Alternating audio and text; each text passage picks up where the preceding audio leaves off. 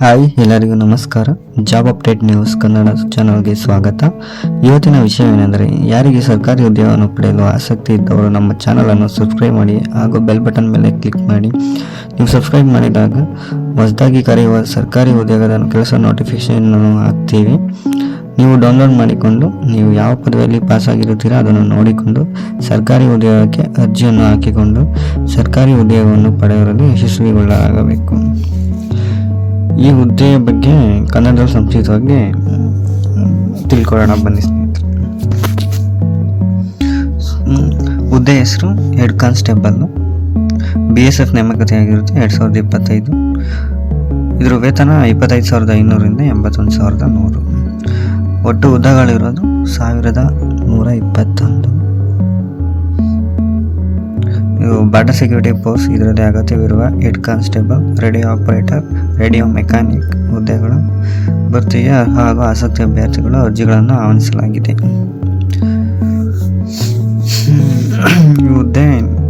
ಹುದ್ದೆ head constable, radio operator ಮತ್ತು radio mechanic.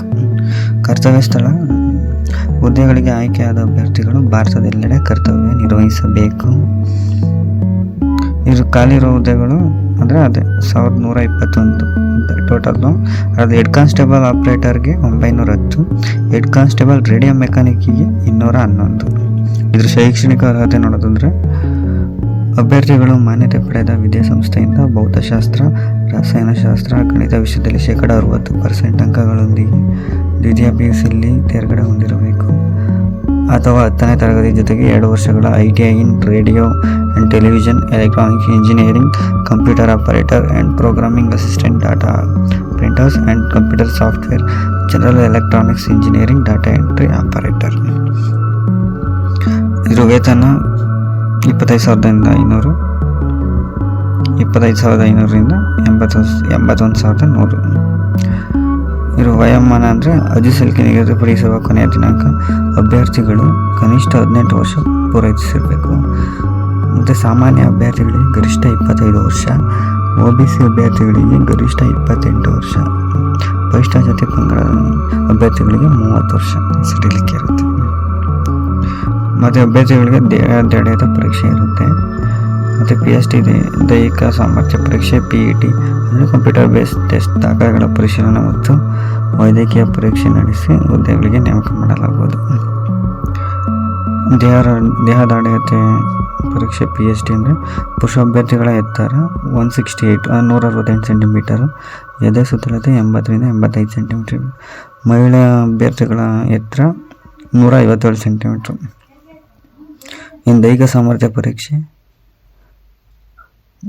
ಪುರುಷ ಅಭ್ಯರ್ಥಿಗಳಿಗೆ 1.6 ಕಿಲೋಮೀಟರ್ ಓಟ ಅಂದರೆ 6 ನಿಮಿಷ 30 ಸೆಕೆಂಡಿಗೆ 1.6 ಕಿಲೋಮೀಟರ್ ಓಡಬೇಕು. ಮತ್ತು ಮಹಿಳಾ ಅಭ್ಯರ್ಥಿಗಳಿಗೆ 800 ಮೀಟರ್ ಓಟ ಅಂದರೆ 4 ನಿಮಿಷದಲ್ಲಿ 800 ಮೀಟ್ರ್ ಓಡಬೇಕು. ಮತ್ತು ಇದು ಅರ್ಜಿ ಸಲ್ಲಿಸಿದ್ರು ಇನ್ನೇನು ಅರ್ಜಿ ಹಾಕಬೇಕು ಅಂದರೆ ಆನ್ಲೈನ್ ಮೂಲಕನೇ ಹಾಕಬೇಕು. ಮತ್ತು ಆ ಇಲಾಖೆ ವೆಬ್ಸೈಟಿಗೆ ಭೇಟಿ ನೀಡಿ ಅಥವಾ ಇಲಾಖೆ ವೆಬ್ಸೈಟಿಗೆ ಭೇಟಿ ನೀಡಿ ಆಮೇಲೆ ಅಪ್ಲಿಕೇಶನ್ ಮೇಲೆ ಓಪನ್ ಮಾಡಿ ಅದು ನಿಮ್ಮ ವಿಳಾಸ, ಹೆಸರು, ಮೊಬೈಲ್ ಸಂಖ್ಯೆ ಇತ್ಯಾದಿ ಅವನ್ನೆಲ್ಲ ಪರಿಶೀಲಿಸಿ ಅಪ್ಲಿಕೇಶನ್ ಹಾಕಿ. ಅಪ್ಲಿಕೇಶನಲ್ಲಿ ಯಾವುದೇ ಪ್ರಮಾಣ ಪತ್ರ ದಾಖಲೆ ಅಪ್ಲೋಡ್ ಮಾಡೋದು ಸೂಚಿಸಿದ್ದರೆ ಅವುಗಳನ್ನು ಸ್ಕ್ಯಾನ್ ಮಾಡಿ ಅಪ್ಲೋಡ್ ಮಾಡಿ. ಕೊನೆಯದಾಗಿ ಅಭ್ಯರ್ಥಿಗಳು ಅರ್ಜಿ ಶುಲ್ಕವನ್ನು ಪಾವತಿಸಲು ಸೂಚಿಸಿದ್ದರೆ ಶುಲ್ಕ ಪಾವತಿಸಿ ಅರ್ಜಿ ಸಲ್ಲಿಕೆ ಪೂರ್ಣಗೊಳಿಸಿ. ನಿಗದಿತ ಅರ್ಜಿ ಶುಲ್ಕ ಅದೇ ಹೇಳಿದ್ರೆ ಸಾಮಾನ್ಯ OBC EWS ಅಭ್ಯರ್ಥಿಗಳಿಗೆ 100 ರೂಪಾಯಿ, ಪರಿಶಿಷ್ಟ ಜಾತಿ ಪಂಗಡ ಮಾಜಿ ಸೈನಿಕರಿಗೆ ಶುಲ್ಕ ಇರಲ್ಲ, ಅವರಿಗೆ ಅಮೌಂಟ್ ಇಲ್ಲ. ಇನ್ನು ಶುಲ್ಕ ಪಾವತಿಸುವ ವಿಧಾನ ಆನ್ಲೈನ್ ಮೂಲಕ, ಕ್ರೆಡಿಟ್ ಕಾರ್ಡ್, ನೆಟ್ ಬ್ಯಾಂಕಿಂಗ್ ಮೂಲಕ ಅರ್ಜಿ ಶುಲ್ಕ ಪಾವತಿಸ್ಬೋದು ಅಷ್ಟೇ. ಇನ್ನು ಇದ್ರ ಅರ್ಜಿ ಸಲ್ಲಿಸಲು ಕೊನೆಯ ದಿನಾಂಕ ಸೆಪ್ಟೆಂಬರ್ 23. ಈಗ ನಾವು ನೀಡಿದ ಇದು ಉದ್ಯೋಗ ಮಾಹಿತಿ ನಿಮಗೆ ಇಷ್ಟ ಆಗಿದ್ರೆ ಲೈಕ್ ಮಾಡಿ, ಸಬ್ಸ್ಕ್ರೈಬ್ ಮಾಡಿ, ಶೇರ್ ಮಾಡಿ ನಿಮ್ಮ ಫ್ರೆಂಡ್ಸಿಗೆ. ಧನ್ಯವಾದಗಳು ಫ್ರೆಂಡ್ಸ್.